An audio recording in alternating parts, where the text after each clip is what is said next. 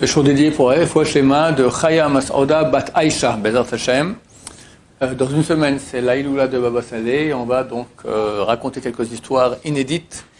Il y a beaucoup de très belles histoires, mais je les ai déjà racontées, donc je ne vais pas les re-raconter. Ceux qui sont intéressés pour les voir sur le site, il y a quelques cours avec des belles, très très belles histoires, des dizaines et dizaines d'histoires sur Baba Saleh.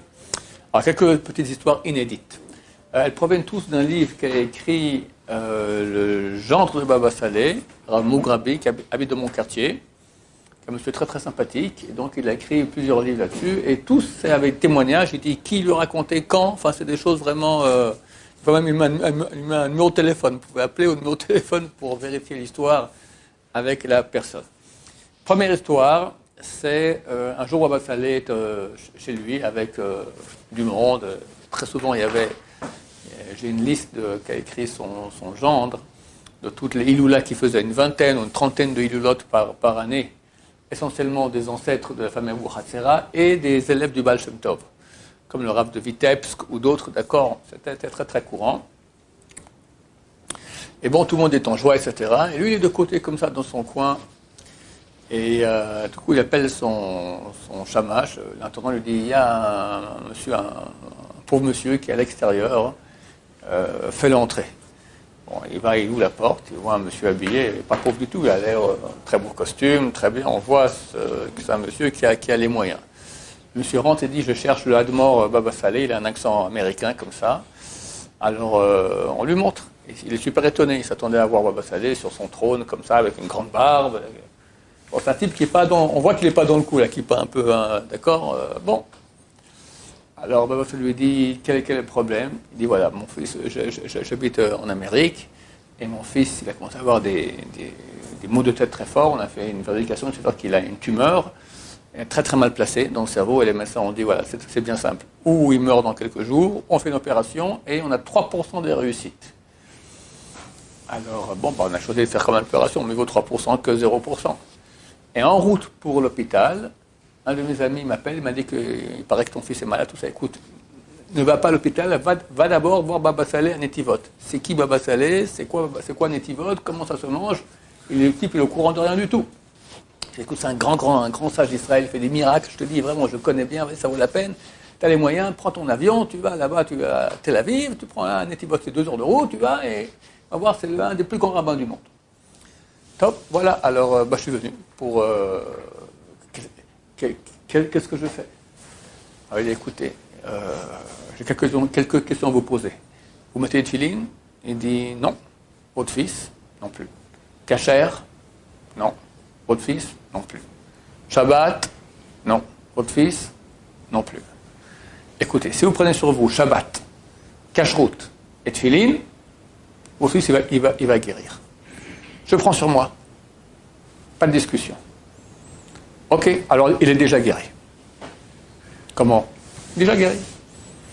Prenez cette eau-là, c'est une bénédiction, prenez de l'eau, qui boit de cette eau-là, tout ira très bien. Vous voulez que je vous commande déjà des tuiles maintenant? C'était minuit, hein? Oui, pourquoi pas. Il a demandé à son shamash, l'intendante appelle le sofer un tel qu'il la mette maintenant. C'est-à-dire qu'il a exactement 2 paires de filines prêtes. Il a mené 2 paires, il les achète, il voulait payer le prix double, il a super les moyens. Non, tu payes exactement ce que ça coûte, le prix normal, tu le fais payer, etc. Il repart en Amérique, il donne à boire au gosse, et le gosse, il est complètement guéri. 6 mois plus tard, ce même monsieur revient avec son fils chez Baba Saleh, le fils habillé noir et blanc, chapeau, barbe, déjà orthodoxe. Et Baba Saleh était super content, ils ont fait un grand repas, une grande simcha.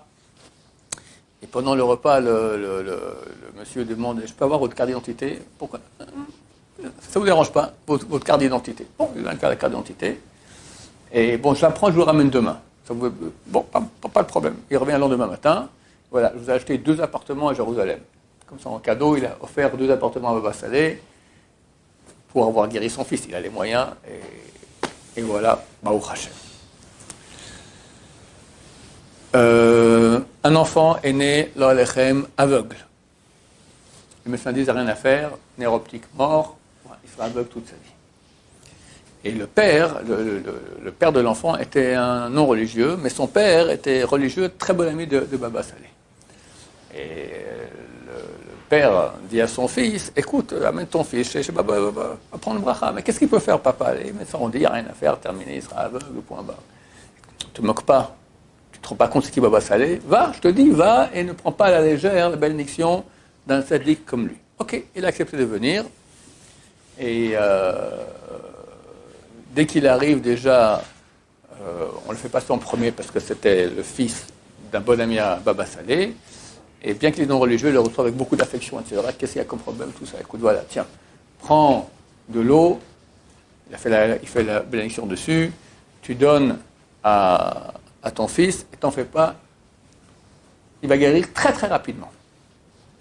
Le type était venu aussi avec un ami à lui, ça fait 10 ans qu'il n'avait pas d'enfant. Il dit, ça ne vous dérange pas que je fais déranger aussi mon ami? Ouais, fais rentrer ton ami. Quoi le problème? L'ami était religieux, avait une grande barbe. Baba Salé aimait les grandes barbes. Chez Baba Salé, la famille Abou Hassan, on ne touche pas à la barbe. Et quand il avait une grande barbe, il était émerveillé. D'accord? Il a embrassé la barbe, il lui a dit, t'en fais pas. Cette année, un enfant. Le monsieur rentre à la maison, il donne à boire à son fils, et il va dormir. Et au milieu de la nuit, il entend que son fils, il est dans le berceau, il est en train de jouer avec ils ont mis des sortes de poupées, des trucs comme ça, en train de jouer avec.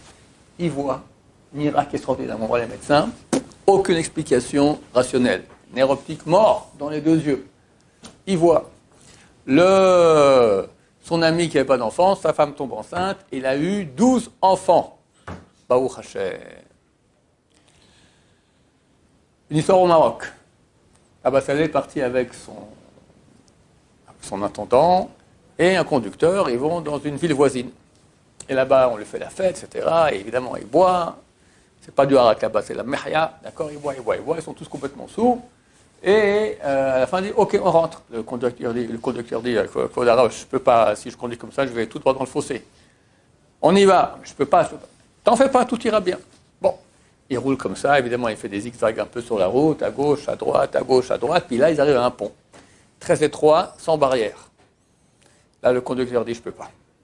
Je suis incapable de passer ce pont-là, et si on tombe, c'est pas le fossé, c'est finito la commedia, terminé. Ah bah, c'est lui dit, roule. Je peux pas. Roule. Je peux pas, je vais pas me suicider. Bon, dans ce cas-là, on va faire comme ça. Donc, il prend un morceau de tissu, il lui bande les yeux. Il dit, maintenant, vas-y, avance. Roule. Roum, il avance, il passe le pont, après il dit, ok, c'est bon, arrête, il enlève le bandeau, continue maintenant. Extraordinaire, dirigé par Hachem. Mamash, c'est les petits miracles, ça. C'est inimaginable qu'on ait eu quelqu'un comme ça dans une génération. Abba Saint Bachou l'a dit, il n'y en a plus. Les gens ont rêvé, beaucoup ont voulu faire comme Baba Salé, il y a beaucoup de copieurs de Baba Salé, d'accord? Le Rabbi Hassan a dit, il n'y en a plus. Plus personne ne peut faire comme faisait Baba Salé. Un jour, il y a deux Talmidei Chachamim, enfin même pas deux. Il y a un qui vient avec le Rav Nissim Amsalem. Le Rav Nissim Amsalem, c'était le beau-frère de Baba Salé. Baba Salé s'est marié avec une de ses femmes, c'était la sœur de Rav Nissim Amsalem, qui est un francophone d'origine, d'accord? Zechel Tzadik Livracha. Ses enfants, 2 enfants habitent dans mon quartier, la famille Amsalem. Et ils sont chez Baba Salé, et Baba Salé, bon, il y a un repas, etc. Puis à la fin, ils amènent des fruits.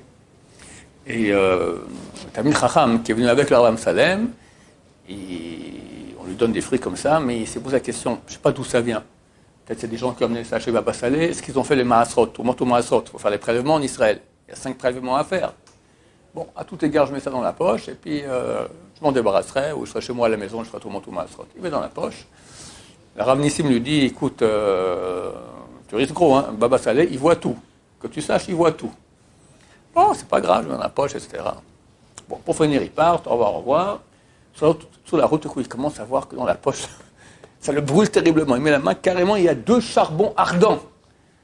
Alors, il me dit, je t'avais dit. Viens, on rentre de nouveau chez Baba Salé. Rentre chez Baba Salé, lui dit, tu comprends pas. Chez moi, tu crois que tu as mangé quelque chose de non cachère? Je t'excuse cette fois, mais ne fais plus jamais ça. Chez moi, rien ne rentre de non cachère. Tout est cachère. Comment tu as pu suspecter quelque chose de non cachère serait chez moi à la maison?